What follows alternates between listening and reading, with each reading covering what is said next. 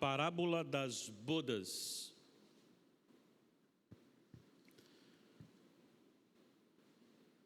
Eu quero convidá-la a ler comigo.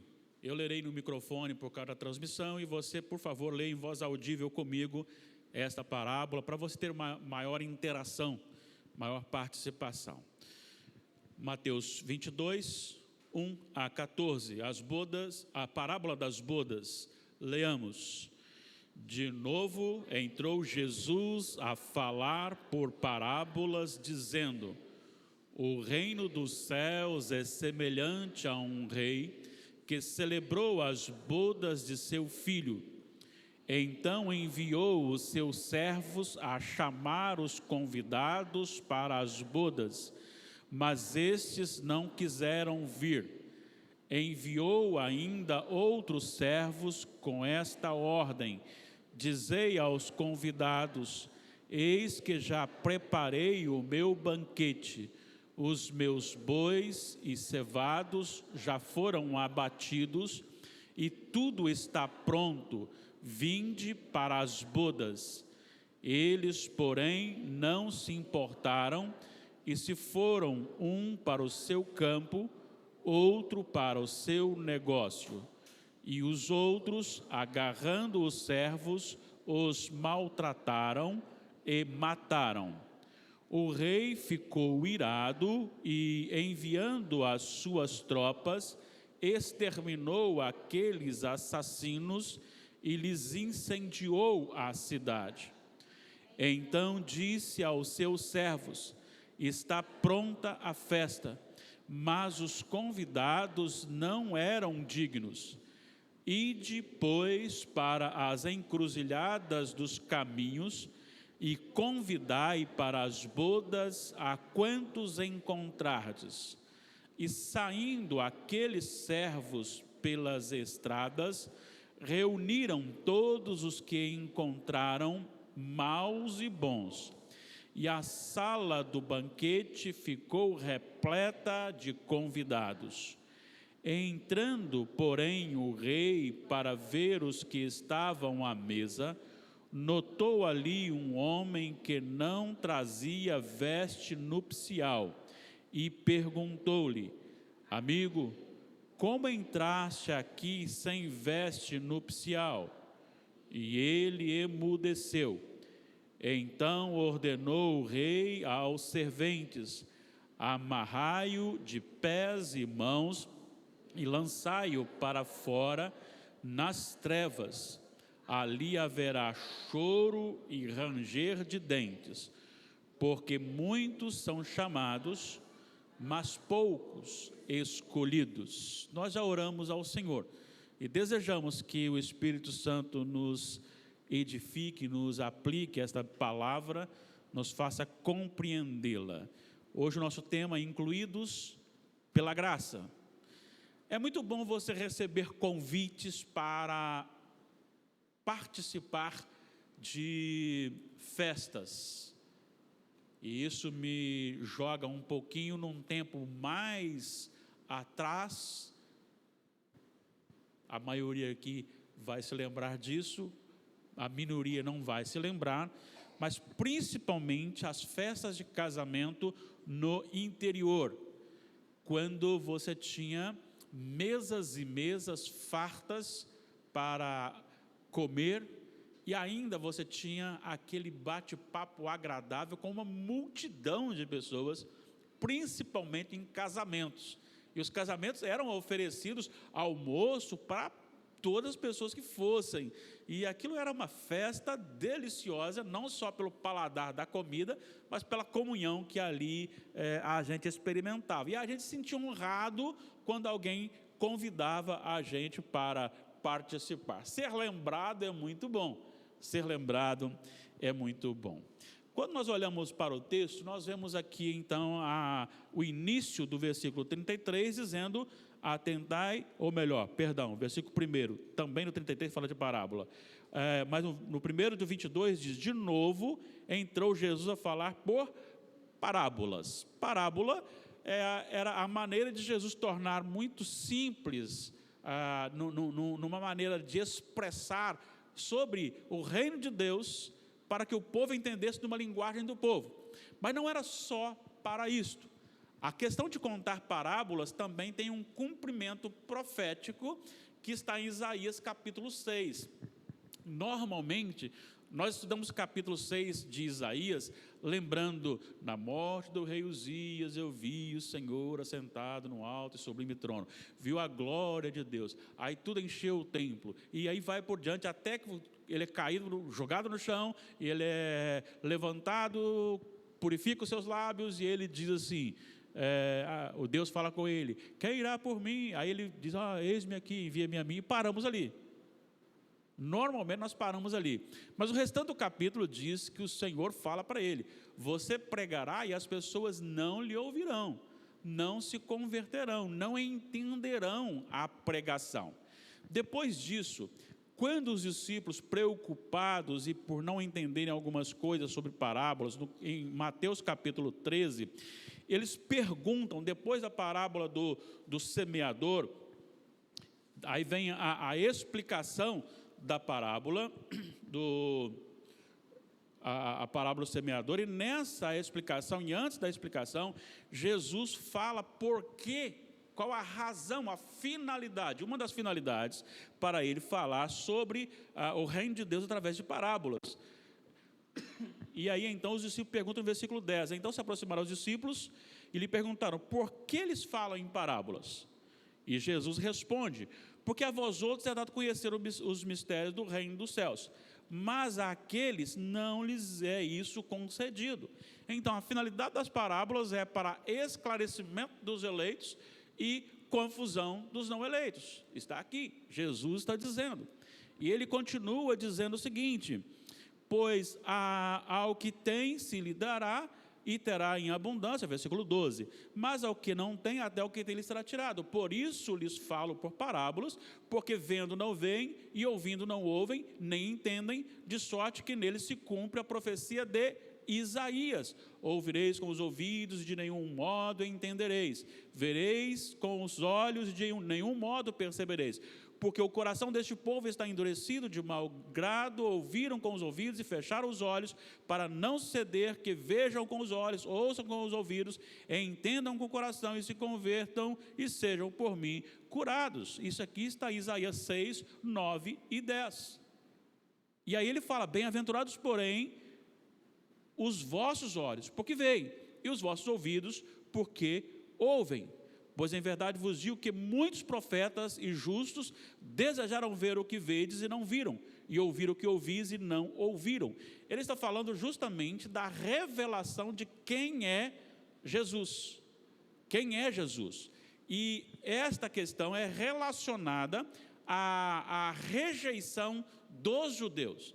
Então você tem os judeus que rejeitaram Jesus no período de Jesus aqui na terra, seu ministério, e você tem ainda os judeus que rejeitam Jesus até hoje. Então você tem um grupo dos judeus que rejeitam ele como Cristo, como o Senhor. E dentro desse aspecto, chamando a atenção para isso, ele conta esta parábola. E ele começa dizendo no versículo 2, o reino dos céus é semelhante. Estas palavras para mim são muito especiais. Ele vai esclarecer verdades misteriosas, então tirar do mistério, ou seja, o que é um mistério? Aquilo que você não sabe, aquilo que você não consegue compreender, e ele vai passar isto agora para que se transforme em conhecimento. Muitas pessoas equivocadamente usam se eu não estou equivocado, 1 Coríntios 2, 9, acho que é isso, que fala a respeito de seus olhos ainda não viram, citando Isaías, aquilo que está por vir, né?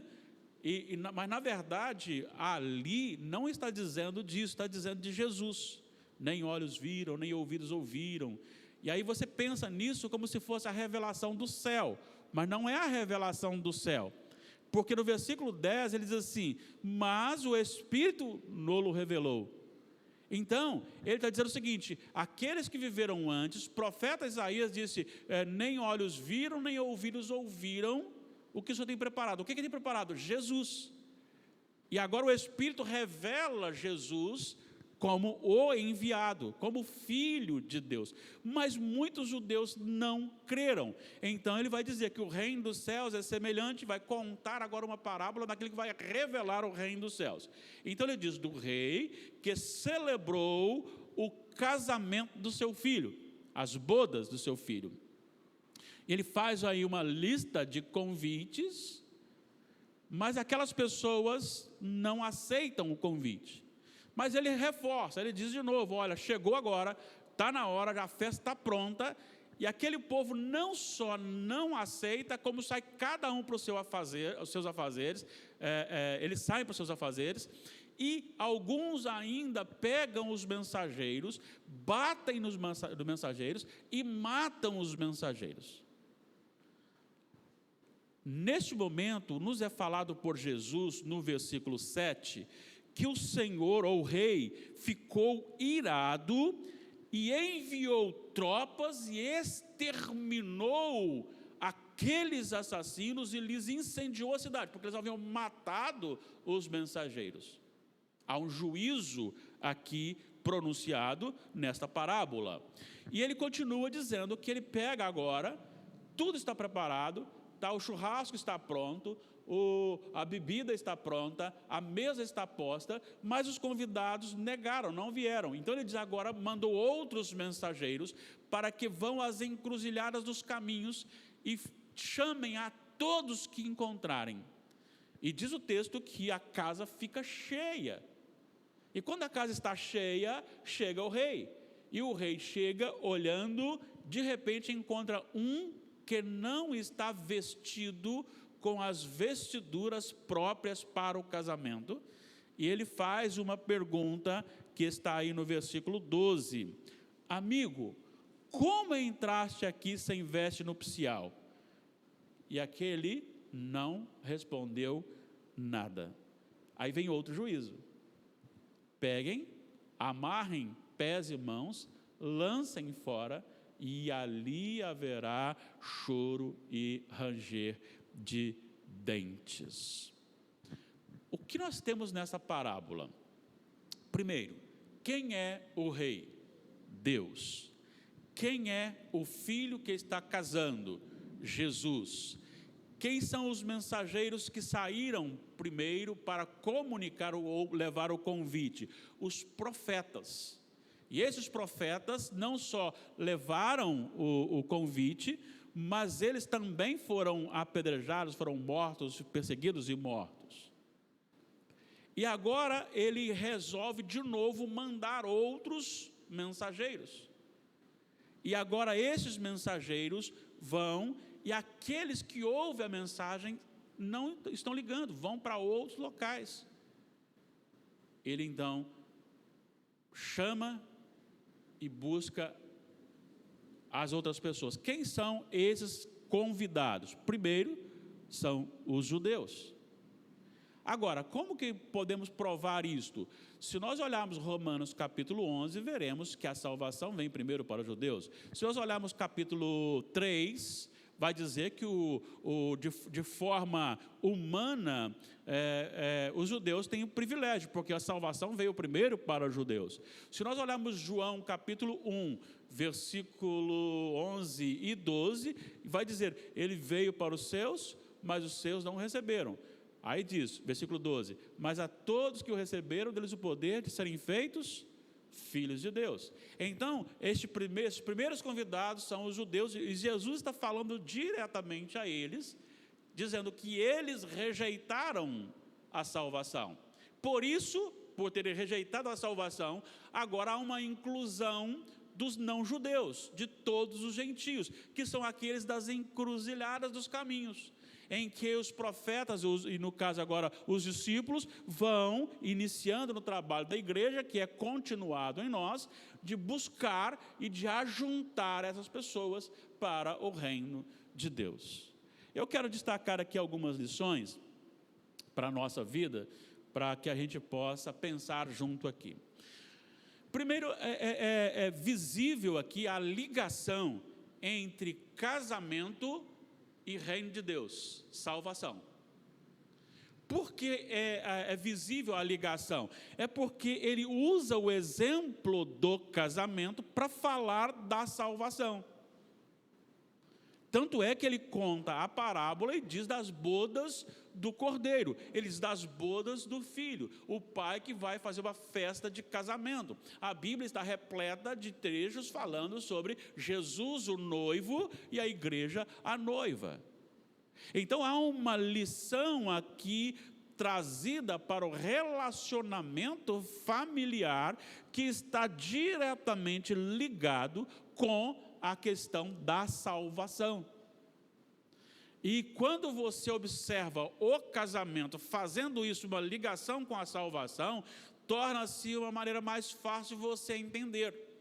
Porque quando você se casa, você rompe com o seu pai, a sua mãe e os outros pretendentes. A partir do momento em que, no Brasil, no caso, no cartório, né, ou no pastor, no caso do efeito civil, a partir do momento que você disse sim, que consumou ali legalmente, você não tem mais olhos para outras pessoas, no sentido de interesse conjugal. Tem um versículo que eu trago sempre à minha memória para vigiar, é Jó 31:1.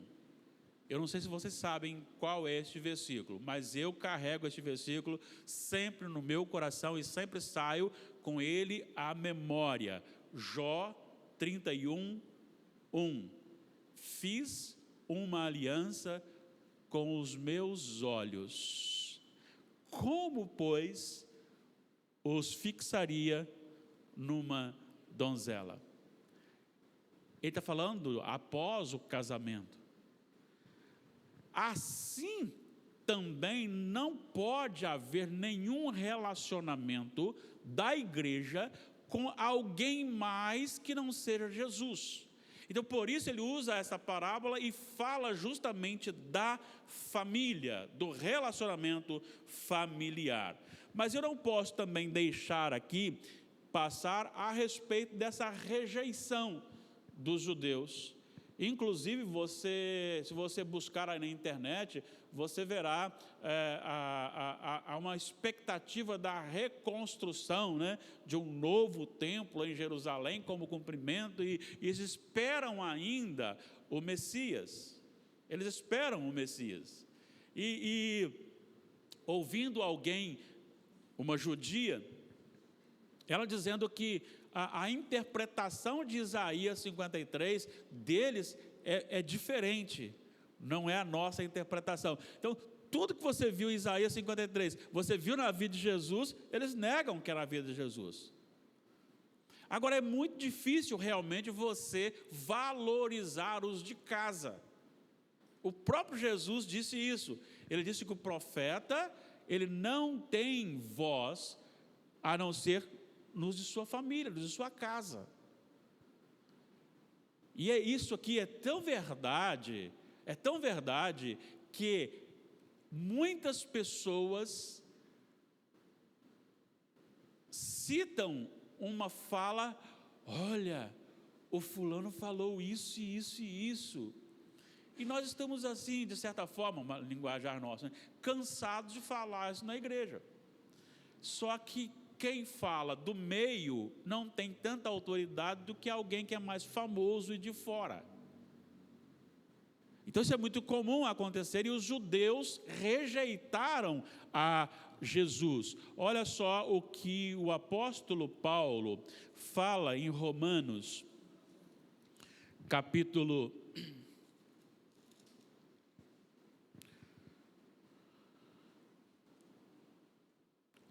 3,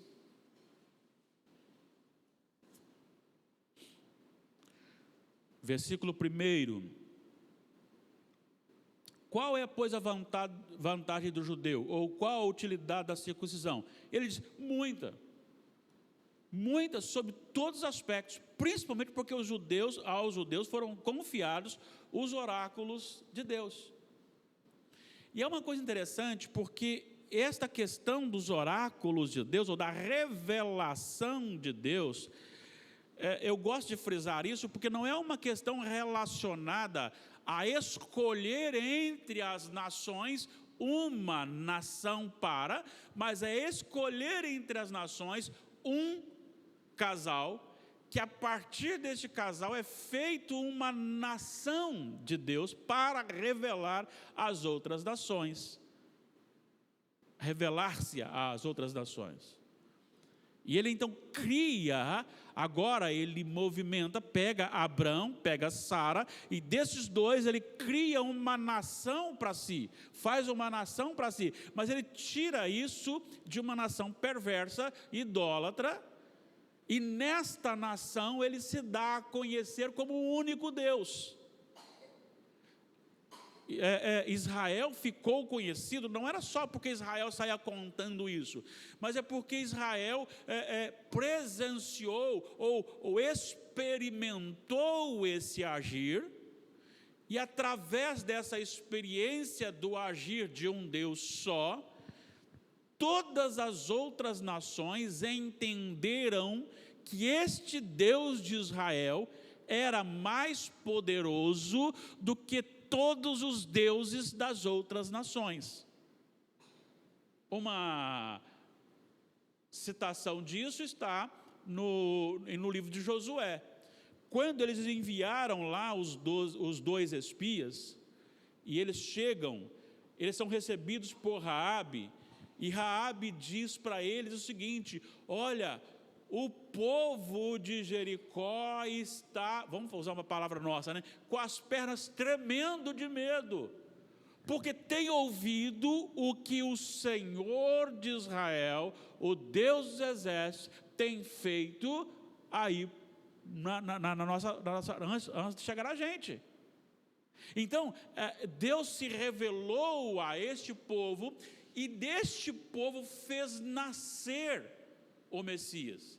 E é uma coisa muito bonita que nós estamos acompanhando recentemente na nossa leitura da oração da manhã aqui, é que o Senhor, atendendo ao povo, ele faz então com que Saul se torne o rei, o primeiro rei de Israel. E à medida que Saul vai desenvolvendo o seu ministério, Deus vai abençoando, mas chega um momento que Saul desobedece religiosamente. Isso é muito importante. Saul disse: eu fiz isto, eu desobedeci para prestar culto a Deus. Aí Deus fala na boca de Samuel: obedecer é melhor do que sacrificar. Deus não quer o seu serviço, Ele quer a sua obediência. E este povo que foi então recebido, agora ele perde o seu rei, porque Deus fala: já não estou mais com Saul. Quem era o sucessor de Saul? Jonatas, um dos sucessores. Mas o Senhor manda ungir a quem? Davi. Então ele está tirando da família real o trono e colocando numa outra família. Mas essa outra família agora é garantido, é prometido e garantido a cadeira, o trono eterno. E ele diz: nunca mais sairá de Davi. Ou seja, o trono de Davi estaria promovendo sempre o reinado, ninguém tomaria. E aí acontece aquele problema lá com as 10 tribos de Israel, que seguem o Roboão, mas ainda Deus mantém a sua promessa a Jeroboão, e a Roboão, que fica em Judá.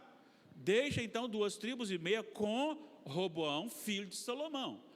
E isto agora vai se mantendo, esses tronos vão sendo mantidos dentro da linhagem de Davi, enquanto o trono das 10 tribos do norte, eles vão passando por reis, e diz a palavra do Senhor, todos os reis do norte fizeram o que era mal perante o Senhor.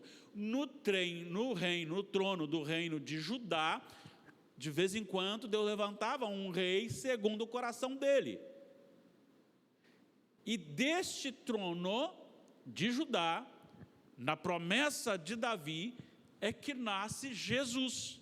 É só você ir para Mateus e olhar lá a genealogia, no primeiro capítulo.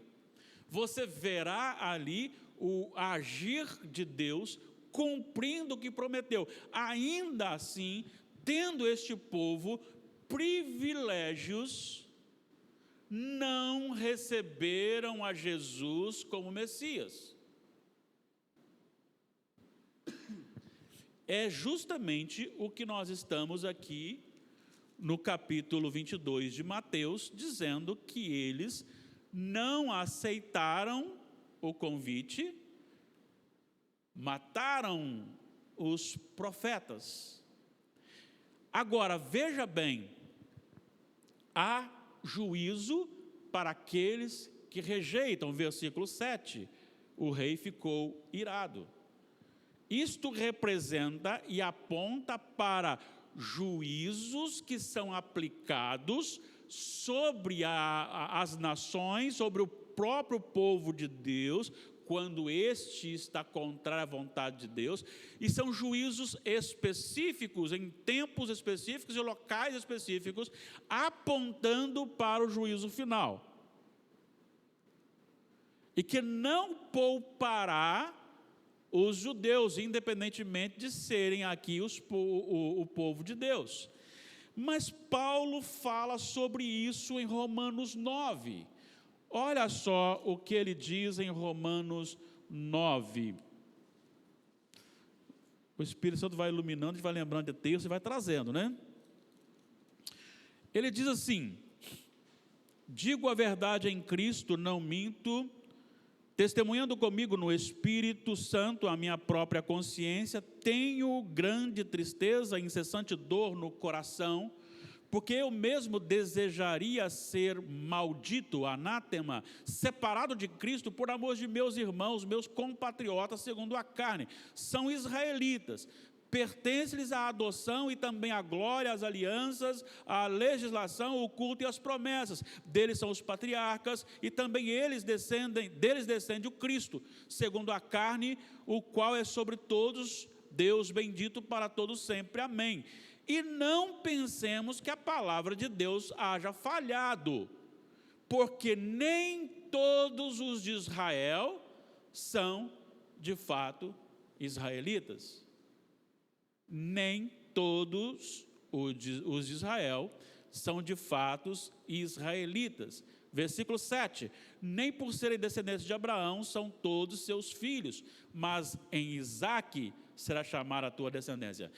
Há uma promessa, e os filhos da promessa, das quais nós fazemos parte, que são israelitas, e por isso é a minha crença de que após Cristo, você não tem mais um Israel, nação, com essas promessas, mas você tem o Israel espiritual, embora também inclua os israelitas de sangue, mas agora é um compromisso com o povo eleito na promessa de Deus em Isaque. Estes não são todos israelitas. Por que não são? Porque eles não creram. Eles não creram. E para esses que não creram, há o juízo de Deus. E agora então, esta rejeição dos judeus estendeu a salvação a nós. Estendeu a salvação a nós. Ele vai dizer o seguinte, no versículo 9 de Mateus 22.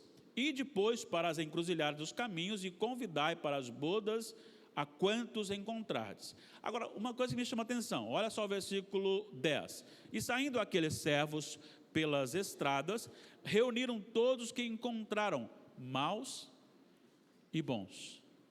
Maus e bons. E a sala do banquete ficou repleta de convidados. Primeira coisa que me vem à mente é, não importa a gravidade espiritual de pecaminosidade que se tenha. Não importa se você é uma pessoa moralmente aperfeiçoada ou se é aquela pessoa totalmente desorganizada. Há esperança para esta pessoa quando o Espírito Santo age na vida. O chamado não é para um grupinho, mas a partir de então, agora a evangelização, ela é geral. Você sai pregando, você sai anunciando, você sai convidando. Agora, uma coisa muito importante é saber que você vem como está. E isto tem mexido muito comigo, porque já ouvi sermões encomendados, pessoas queriam fazer shows, né? Aí tinha uma linha um pouco diferente, e aí chamava a gente de pastores fariseus, porque eles queriam um relacionamento com Deus, Deus chama Deus de você, véi, e aí por diante.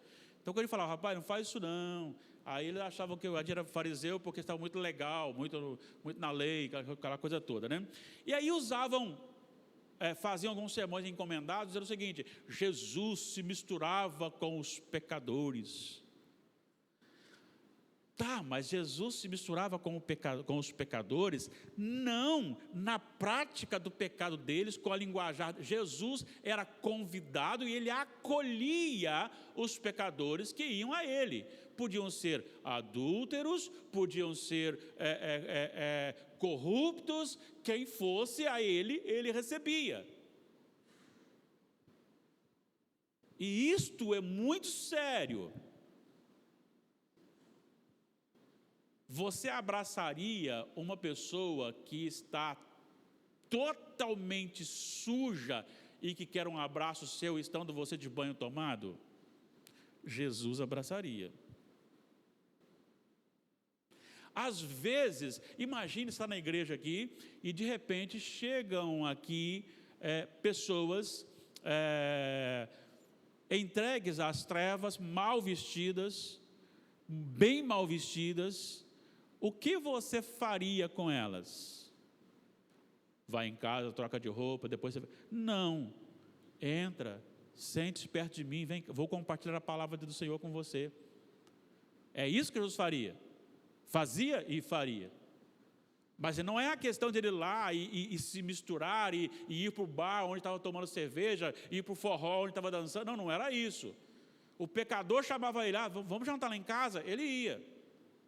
Eu estou precisando conversar, vem uma prostituta, ok, vem cá, vamos conversar. É isso que ele fazia, essa inclusão. Não é uma inclusão assim, venha. E aí as pessoas hoje estão equivocadas, achando que você vem do jeito que você está e você pode permanecer do jeito que você veio. Mas não é isso. Olha só o que ele diz, ele vai lá e busca bons e maus.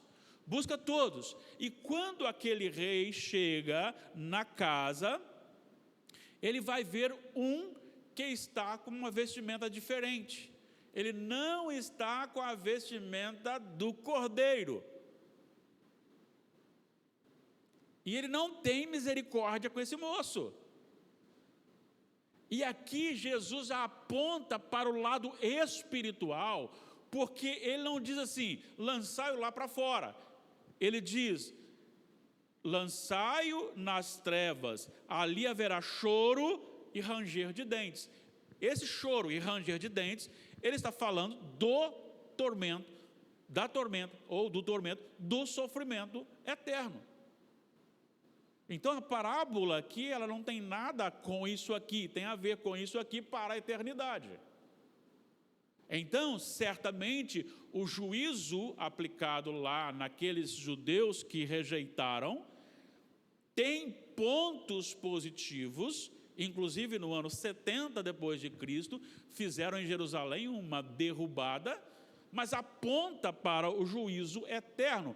O que eu quero dizer aqui é que sem arrependimento não há salvação. Pode estar no meio, mas se não houver arrependimento não há salvação.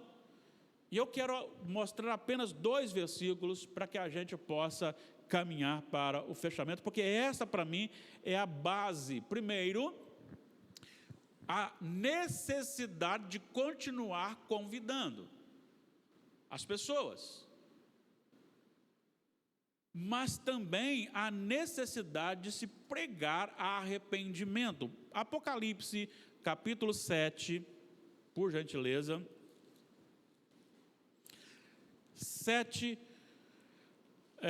eu gosto muito de falar isso, a partir do versículo 9, a visão dos glorificados. Então, João, ele tem a visão da consumação. É por isso que não há mais revelação de Deus na terra. Por quê? Porque Deus já revelou até a consumação. Deus já revelou como será a nova terra e o novo céu. Deus já revelou como será a nova Jerusalém. Deus já revelou como será o relacionamento lá. Deus já revelou sobre o rio da vida que sai do trono e passa na praça. Deus já revelou que há de um lado e de outro a árvore da vida, cujas folhas são remédio para as nações.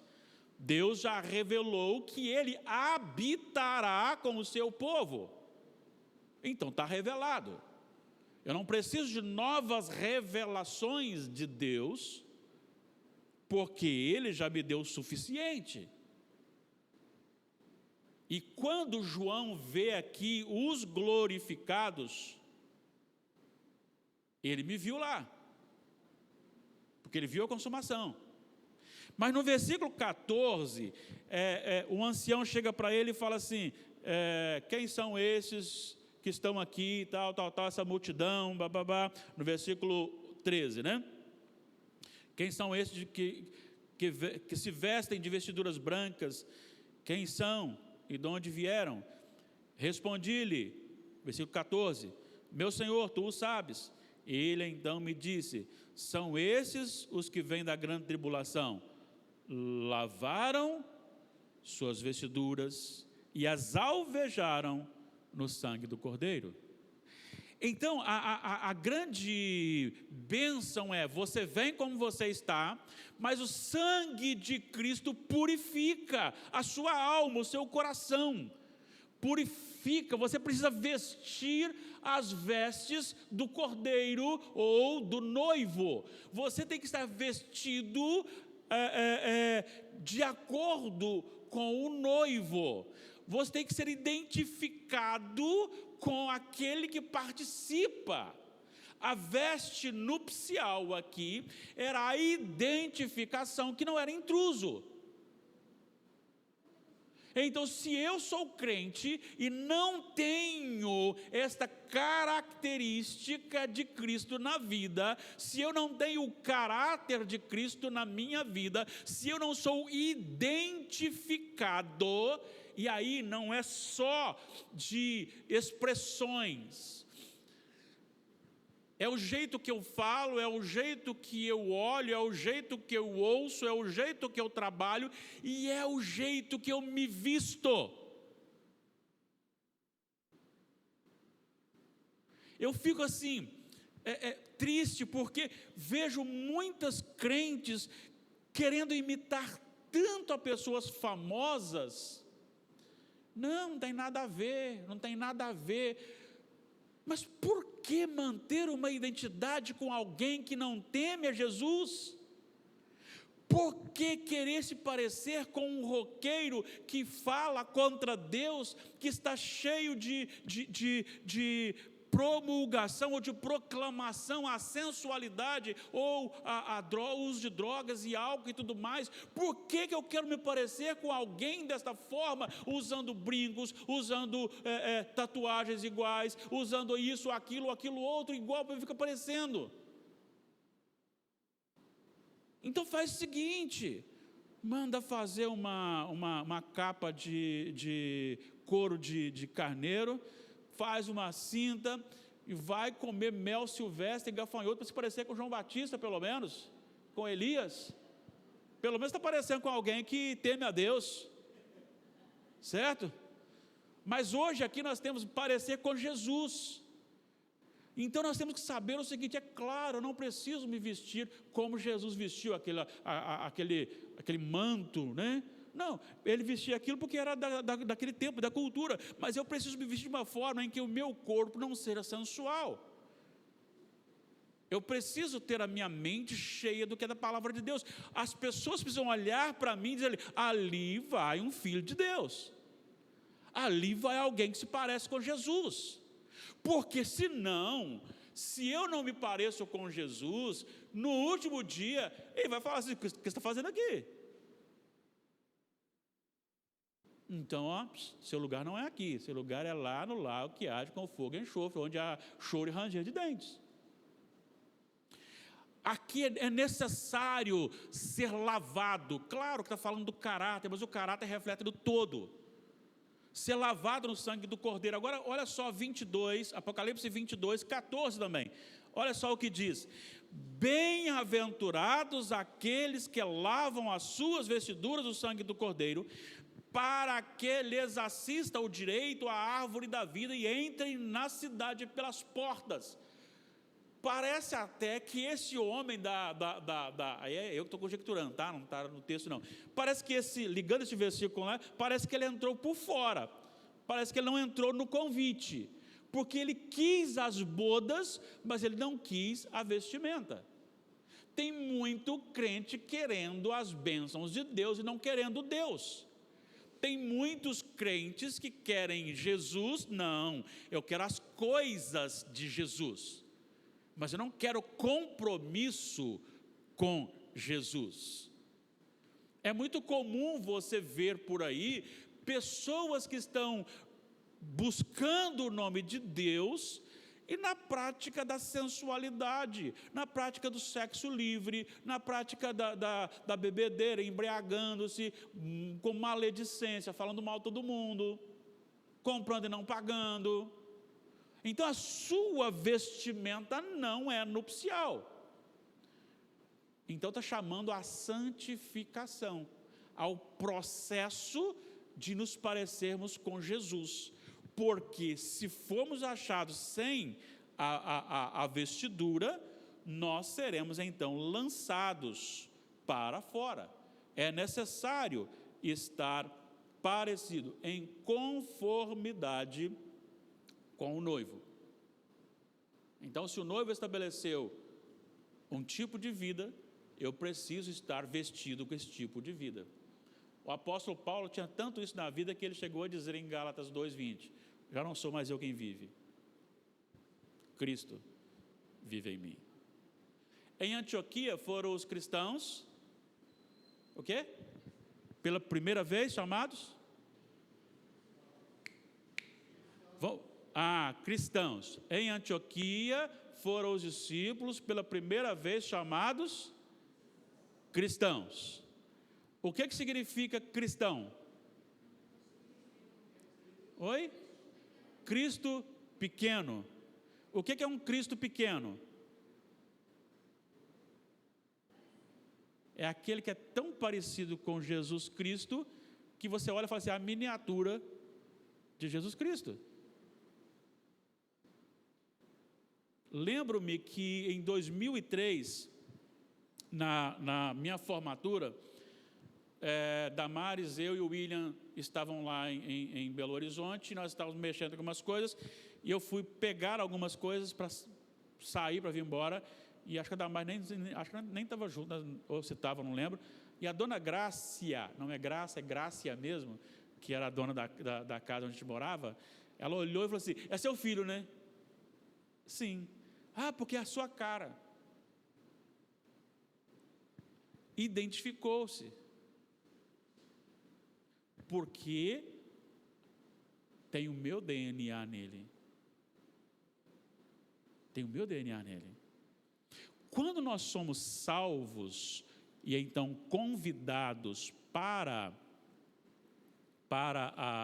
as bodas, e então temos a nossa veste transformada, lavada no sangue do Cordeiro e alvejada, nós somos aqueles crentes que são também produzidos e carregamos em nosso coração o DNA de Deus restaurado.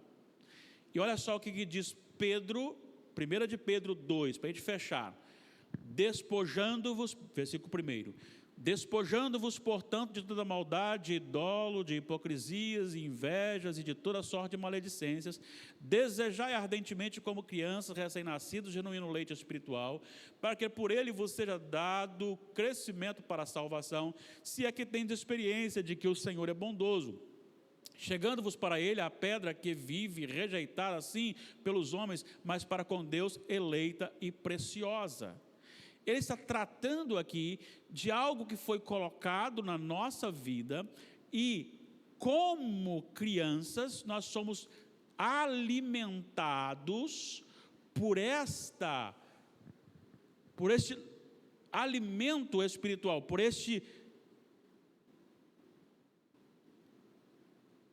a única coisa capaz de produzir no bebê o suficiente para que ele cresça. Mas se você voltar aqui, e aí com isso eu quero fechar, o capítulo 1, o versículo 22 e 23, tendo purificado a vossa alma pela vossa obediência à verdade, tendo em vista o amor fraternal não fingido, amai-vos de coração uns aos outros, agora vem, pois fostes regenerados, ou seja, gerados de novo, não de semente corruptível, mas de semente incorruptível. Quando você é salvo, você recebe no seu coração a semente incorruptível, o Espírito Santo. E ele gera em você essa vida e vida eterna. Agora você é alimentado com este leite materno, com tudo aquilo que ele tem para promover o nosso crescimento.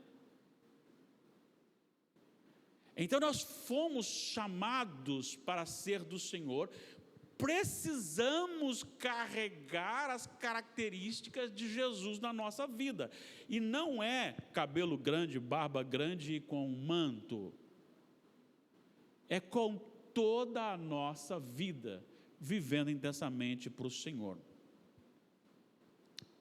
Você e eu fazemos parte do último grupo, das encruzilhadas dos caminhos, os bons e os maus, que foram chamados depois. Isso evidencia a intensidade da graça de Deus. Não basta ser convidado, chamado como você está, se não houver uma transformação. Se não houver transformação, seremos reprovados. Muitas pessoas estão brincando de ser crentes, achando que Deus não julgará com a condenação. Mas o juízo é tão certo como a salvação. Assim como a salvação é certa, o juízo também será. Por isso é necessário o arrependimento, nos vestir com as vestes de Cristo. Alguma dúvida da parábola? Não? Alguém quer falar alguma coisa? Encerrar? Afinal, nós temos até meia-noite para ser quarta. Já que o estudo é na quarta, pode ir até meia-noite, né? Não havendo, vamos encerrar.